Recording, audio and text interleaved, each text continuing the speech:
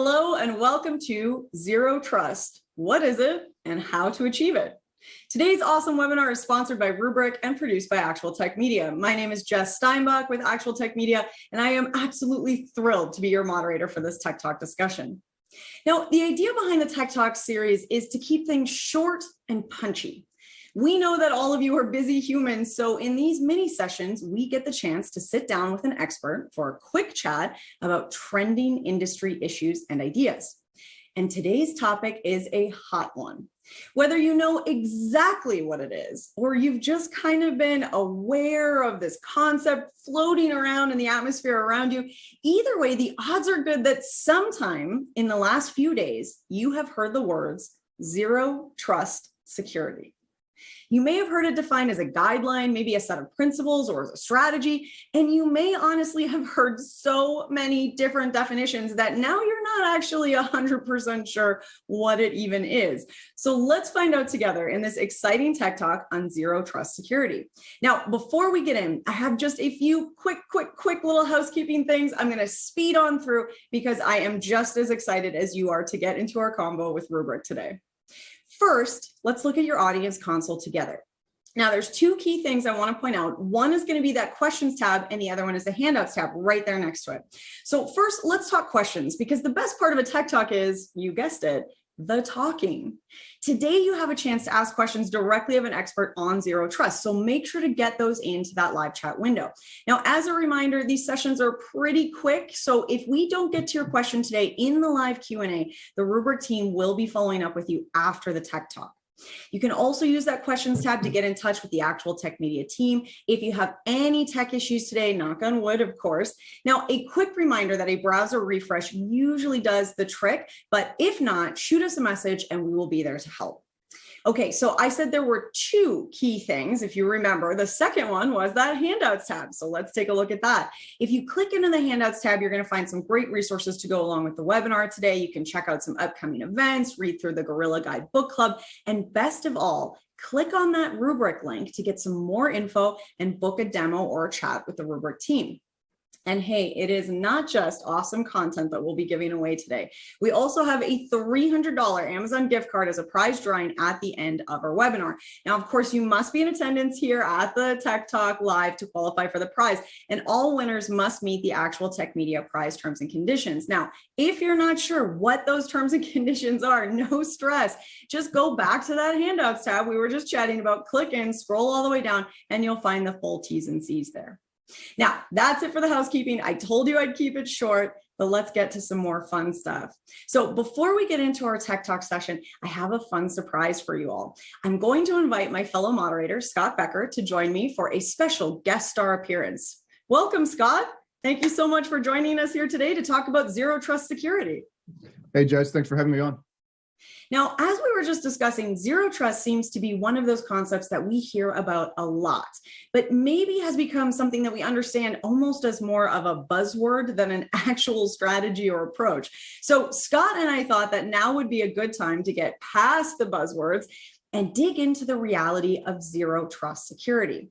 And to do that, we're going to play a quick game of zero trust, true, false. Now, feel free to post your answers in the live chat. We love to see you all playing along with us at home, or hey, just shout true, false out at your computer screen. That works too. Good way to confuse and potentially scare your coworkers or pets, whoever's around you today. So let's get playing. Scott, you ready? Absolutely. Let's do it. Awesome. I love it. Okay. Well, let's kick off with an easy one just to kind of show you how this is all going to work. So first up, Scott is an awesome moderator with lots of cool and interesting things to say. Okay, ready, guys? Let's see, Scott. I'm not sure. Oh, look at that. That's true. Well, all right. That was an easy one. That was a gimme. And I knew that you would all get that one with us. But since we aced that first one, I think we can try a little bit of a harder one. Okay, my organization uses passwords and multi-factor authentication, so we have a solid zero trust platform. Okay, so this is a really common belief, and the reality is that while MFA and passwords are a key aspect of zero trust strategies, they are not the only aspect. So this one is false. The core of a zero trust strategy is a holistic approach that assumes all users and devices are untrustworthy until proven otherwise. Now, I'm using the air quotes on untrustworthy because I get it that that's a bit of an uncomfortable word to think about, especially when we're talking about our coworkers and team members. I'm going to come back to that in just a moment here. Now, zero trust it's a strategy, it's an experience, it's an approach. It's built on more than just one platform or one parameter. So yes, passwords and multi-factor authentication are important, but they are not the totality of zero trust. You also need to consider continuous monitoring and validation, privilege and access for both users and devices, micro-segmentation, lateral movement protection, and of course, the overall plan for rollout and employee engagement. And again, we'll get back to that in just a moment as well. So the point here is that investing in one tool like MFA is a great start, but one tool does not a zero trust strategy make. So again, that is false. Okay, let's get on to our next question here. Implementing a zero trust system means that I don't trust my employees or my team. Yeah, I get this one. Saying that you have zero trust doesn't feel great at first glance. But let's try to reframe this idea from a lack of trust to a sense of empowerment. Employee complaints about zero trust architecture are usually rooted in inconvenience and frustration with bulky or constantly changing systems.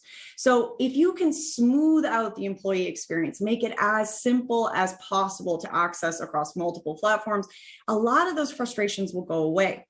Another important piece is change management, especially around communication. If your company just rolls out a complicated set of new processes that involve passwords and MFA and lower permissions, lockdown access, and then when somebody asks, the answer is just, well, you have the permissions you need, so that's all you get.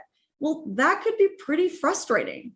So two key things there. First, it is important to do some research and really strategize before you set the permission levels and access for employee roles. I mean, do you actually understand what each role in your organization uses and needs in terms of access? If you just make an arbitrary decision about permissions without checking, you very well could create a system that is overly complicated and full of unnecessary red tape. The second aspect of that conversation is perception. So if this plan is rolled out with no explanation, it can create a sense of mistrust and potentially even pit the employees against leadership or against your IT team or both. So instead, empower your team to be a part of the solution with you. Take the time to explain the threats and why zero trust strategies are a good solution, and give key stakeholders a sense of involvement and empowerment by asking them to become change ambassadors. Strategies and approaches like that can take the conversation from a corporate mandate to a shared mission that the whole team accepts and builds together. So, okay, this was an incredibly long-winded way of saying false. That's false. Okay, well, Scott, I've had all the fun being Quizmaster so far. So why don't you take us through the next through? Okay, yeah, a lot of great points there, and I'm looking forward to this. So let's get to another common idea. Zero trust is a single architecture. So you might think this because the nearly interchangeable terms are zero trust architecture and zero trust network architecture, but this is false. Okay, so full disclosure, I took this sentence from the August 2020 NIST special publication on zero trust architecture. It's a great document, by the way, for getting a full understanding of zero trust. And they use this sentence, but with the word not in it. So zero trust is not a single architecture. Instead, the way NIST defines zero trust is as a set of guiding principles for workflow, system design, and operations. At the core, we previously thought of the network perimeter as the place where security happens. But with the rise of remote users, bring your own devices, and critical cloud assets outside the network boundary, that security model just couldn't hold up.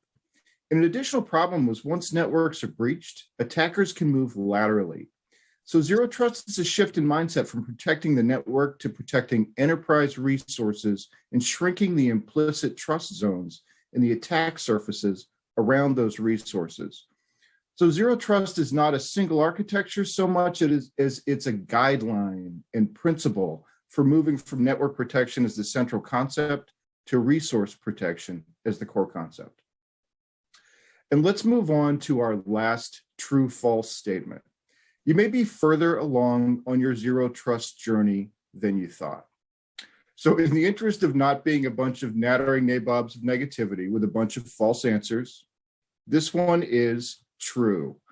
So zero trust is a journey, and many organizations are already on it. For example, if you're one of the, 100% of organizations with some cloud assets, you've already been forced to think along zero trust lines. And back to the MFA points earlier that Jess was making. No, MFA is not a full implementation of zero trust, but it can be one step on the journey. So to go back to the NIST report, it states that it's unlikely that any enterprise can migrate to zero trust in a single technology refresh cycle. So you do what you can, a step at a time, watching for interoperability among your zero trust focused solutions, and you put one foot in front of the other to get there. So most of us will be in hybrid implementations for a long time to come. So Jess, those were the questions that I had. Awesome. I love that. Well, I think let's wrap with one last question. And this one's going to be a tough one for you all. You are all amazing, and we have had an awesome time together learning cool things about zero trust. Scott, you ready? Yep, let's do it. All right, that one is, of course, true. And with that, we will wrap up this game of zero trust, true, false. Scott and I have had an absolute blast, so a very special thank you to all of you for joining us and playing along. Scott, thanks for coming to hang out today. Thanks for having me. It was fun. Wow, okay, that was a lot of stuff to cover, and now we can dive right into our tech talk. Up next, I am so excited to introduce you all to Greg Carter, Enterprise Sales Engineer at Rubric. Greg, thank you so much for being here with me today. You're welcome. Thank you for having me. Well, Greg, I want to start with the basics because as we were just chatting about, zero trust has a lot of different meanings to a lot of different people. So what does it mean for our conversation today? How does Rubric think about zero trust and why it's important? Well, I try to keep things simple. To me, it's verification before trusting. And in the context of Rubric, in terms of us being a data protection solution or a data security solution, it is really, really important to make sure your data is in fact secure before you, so you can recover, but also before you allow your administrators who have access to Rubric get access to the data. You must verify that they are in fact the proper person to get access to it and to leverage it. Yeah, I always love that metaphor of, we used to just think about security as the moat around the castle. And now it's, and then everyone in the castle was trusted. But now, you're constantly getting checked all through the castle. Every room you go into, you're having to check again. So there's mini moats all throughout the castle. Right. Exactly. So, okay, I think zero trust is to a lot of people, it's a collection, it's a guidelines, it's principles, it's a strategic approach, and a little bit more holistic rather than maybe just one set solution or tool, which is a lot of times how we think about solutions is, check that box. Right, so where and how does Rubric fit in with a zero trust approach? It is definitely an approach. It's not necessarily a technology. I remember reading about zero trust. Actually, some may say he coined the term, John Kindervag, back in 2010. It's an approach to things. And so with Rubric, one of the things that intrigued me about the company was in fact the approach to security, even though the core value of Rubric was data protection. So from the very beginning, the design of the solution was in fact zero trust. You have to prove that you should have access to this data, and that was by the design of the file system, for example. We have locks in place by default that once that data is in our system, you cannot modify it. And it takes almost an act of Congress to do so. So our approach from the very beginning in our design has been that, even before it was a thing, because of the founders and their background, not only in web scale architectures, but also in security, they took security very, very seriously, and it's stayed in our design from day one up until now, and we're continuing to improve upon it. So is that one of the biggest difference between, like, when we talk about an approach versus a solution, that strategy, I guess, how would you differentiate those? Because I think sometimes we use these things so much that they're almost hollow. So when somebody says it's an approach, not a solution, or a Right. specific tool, talk to us more about that. So one of the things in our approach for even allowing those who should administer the product is some of the checks and balances before they get access to it. So mandating multi-factor authentication. Also, the fact that as you get access to the system, multiple layers of other verification to allow you to do your day-to-day job. It sounds inconvenient in a way, but it's sort of meant to be that sometimes, because once you get keys to the kingdom, you can do a lot of damage. And so even though our approach in one side of things is a very simple solution, getting access to the solution, if you're not properly given the credentials, or if you're not the proper administrator, it's going to be very difficult for you to do so. And that is truly by design. We want to make sure that our data, that our customers' data is in fact protected, so that if something bad happens, like their environment is attacked by ransomware, that they can recover that data because our solution is in fact hardened and it is safe. Did Now, that this answer is your question? maybe, yeah, it does. And this is maybe a little bit more change management. So I don't know if this is totally in your wheelhouse, but let's talk about that inconvenience factor. What advice do you have for teams that are, approaching their team members, and especially that attitude that maybe can sometimes come with, if you're implementing zero trust, does that mean that you don't trust me as one of your employees, as one of your team members, and that feeling, and also just, okay, fine, I understand that we need to do this, but it's really annoying and I don't want to. What are the arguments for those kind of more psychological approaches? Right. It's really about education. And so helping the users, helping the administrators understand that if we don't do these things, we could be out of business. You could be out of a job. And so we add these extra layers of security, and not just for Rubric, but in an approach to the data center. By taking this approach, you're being very cautious. We live in a world of social media, right? And a lot of times most people overshare. Oversharing allows the criminals to build a profile on you and set up their method of attack. And it's the same thing in a data center. I mean, we're all a collection of users. And so the more we share about ourselves, the more data is out there that can actually help criminals get access to our environments within our workplace. And so it's a matter, as I said, of educating the user base, as educating those who are in IT to help the business run, and just let them know we're not doing this to stop you from getting your job done. We're just doing this to make sure it's done properly and that we're all secure so we can continue working and continuing to serve our customers. I like that approach of kind of inviting them to be a part of that. So now it's a team thing. We're all fighting this battle together. This is we have threats out there. There are bad actors out there. So now we get to kind of do this together. Right. Yeah. You mentioned multi-factor authentication a few times. And I think, to be honest, I think there's a lot of people out there who think that MFA and zero trust are synonyms. And one is part of the other, but obviously not all encompassing. So, sort of a two-part question here. If we were giving other things people should think about, and specifically the tools that Rubric can kind of offer there, but then also, is there a point where you get to go and zero trust achieved, and check, we've done, 1, 2, 3, done, or is this always an evolving and ongoing process? Multi-factor is just one of those things that you want to have in place. With security, it's a layered approach. So you have multiple things in place. You think about the castle, the moat, the drawbridge. You have these layers of security to make it more difficult for a bad actor. If they breach a particular layer, you still have other barriers in place to keep them back. And so it's an evolving thing. It's a continuous thing. We have a bunch of different layers in our own solution to help make our product secure. But honestly, it still comes down to the persons that are managing the solution. And so you could have an insider attack where you have a rogue admin that's doing things they shouldn't be doing. But also with our solution, we have checks and balances in place to send notifications to the group. And so when things are happening, they're being alerted to these things. So they think this doesn't look right. So let's do some additional checking.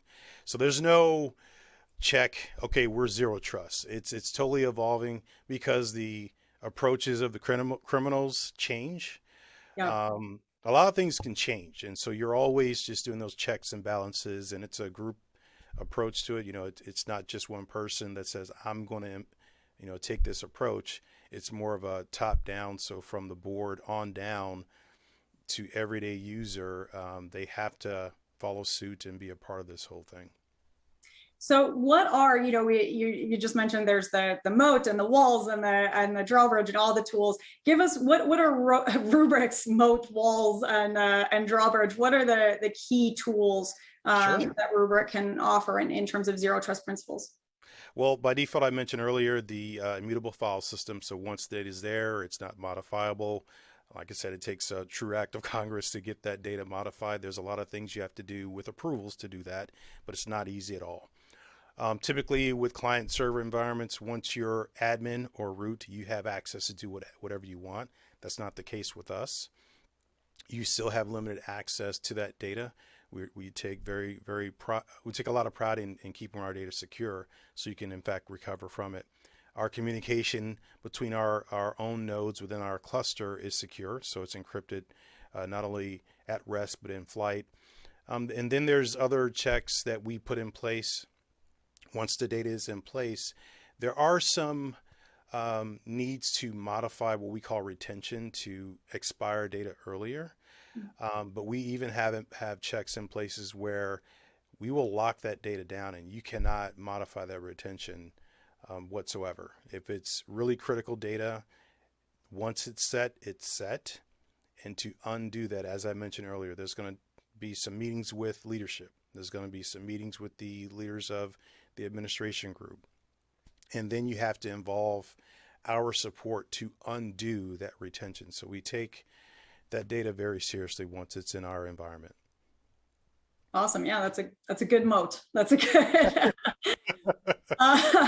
Greg, I want to just get into a few questions from our audience today, and I'm so sorry because we've got some great questions coming in, and we just won't have time to get to all of them. But a reminder that Greg and the Rubric team will be following up with any of the questions that we don't get to today. So I'm going to start with this one here. If I'm looking at a technology that says it's zero trust, they're saying that they offer zero trust. What questions should I be asking them? So one question that I would ask, me being an IT guy, worked in a data center, if I'm approaching a data protection solution, I'm going to ask, so I'm the administrator, what can I undo? What can I change by being administrator? Because that's going to tell me how much damage I can do. And so again, with zero trust, it's about, okay, can I easily delete data? Can I easily modify retention? Can I easily remove a node from a cluster? If that is a yes, it is not zero trust. There needs to be other layers in place to get approval to do so. And once you do that, there's additional flags saying, are you sure you want to do? There's just a lot of things you want to have in place to say, yep, you can't do that, and this is why. So I would just ask a lot of questions and just take the approach of, you're the person with the keys. What kind of true damage can I actually do? Because that will tell you a lot. I love that, because I think a lot of times, organizations want to tell you about how customizable it is, and there's some customization that won't cause any damage, but there's some that, if you're imagining you walking through the castle, would you want someone else to have that same set of keys that you have? Right. Interesting. Okay, I like that question. I'm going to ask one more before we wrap up, because I think this one is interesting. I'm curious about your answer here, Greg. Why do you think cyber criminals are so successful? Because they leverage, I don't want to say the weakest side of things, which is the human beings. It's us, yeah. I hate saying that, but it's sort of true, because we live in the world of social marketing and social media, and oftentimes too many people overshare. They share too many things that allows the criminals to build a profile on you that they can use to exploit you. and not just in the outside of work, but also within work. I mean, email still today is one of the best ways of getting access to an environment. And you can easily get access to a person's email address just by simply, what are you asking them? Where do you work and how do you like it? And let me send you some information. Here you go. Here's my email address. It's that easy. It's oversharing. So criminals love people who overshare, and also those who don't take, going back to zero trust, take that mindset of, you know what, let me verify before I give this person my information. It seems okay, but just there's something wrong or just something weird about this question. So I just want to do some verification before giving access to this information. We need to stop being so trusting, unfortunately, because this is the day and time we live in. And by nature, we are trusting. We want to be. We want to give everyone the benefit of the doubt. But when it comes to work, even outside of work, you got to be just a little bit more skeptical. I love and hate that, because I think we all miss the days when we could live in that trusting world, and unfortunately we don't. But I like skeptical maybe rather than fearful. Right. You know, I used to work in Yukon, and my boss would talk about the difference between being bear aware and bear annoyed. And bear annoyed is being really paranoid, and bear aware is being risk aware. So I think, you know, what we're asking for from everyone out there is be zero trust aware, not zero trust paranoid. Right. Absolutely.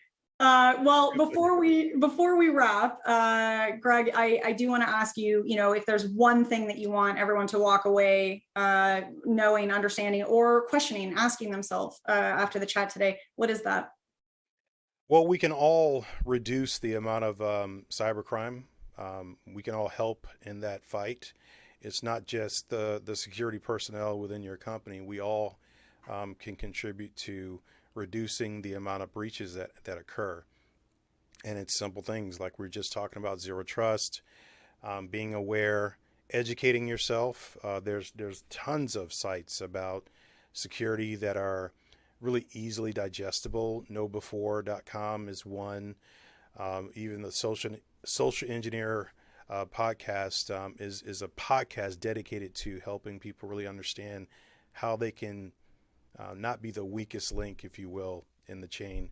So educate yourselves, take on the responsibility of being a better employee by just being really aware of what you do and what you share, and also don't overshare. You know, hold back a little bit on social media, even in LinkedIn. I mean, it's used for work, right? But still, people overshare on that. So there's a few things we can do to help in this fight, and they're not very difficult to do. So those are great takeaways. Lastly, if anyone is really interested in learning more, connecting with you and the Rubric team, what do they do? What's their next step, Greg?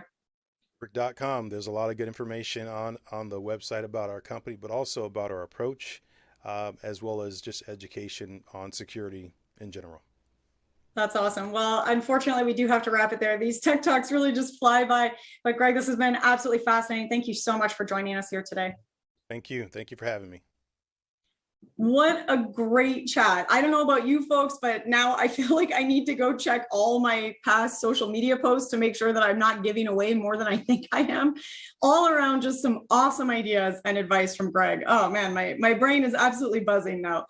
Well, before we head out for the day here, as you can see from the screen, we have one more little bit of excitement to add to an already pretty thrilling day.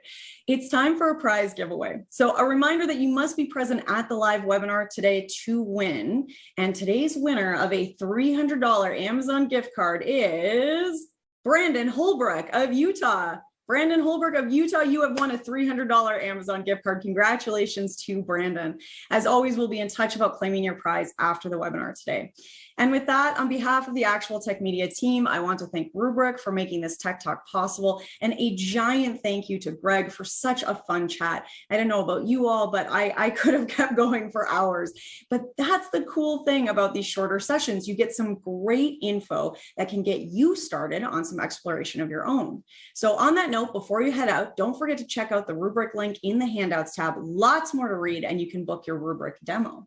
Before we wrap, I'm sending high fives and special thank yous to all of you here with us today for attending, asking some great questions, playing along with true false with us. That was just a really fun day. And these chats are so exciting to be a part of because they really give us the chance to connect and to explore these ideas together. So whether it's a tech talk, an expert series session, a summit, a megacast, or an ecocast, I can't wait to see you all at a webinar again soon. And until then, I hope you have an absolutely beautiful rest of your day.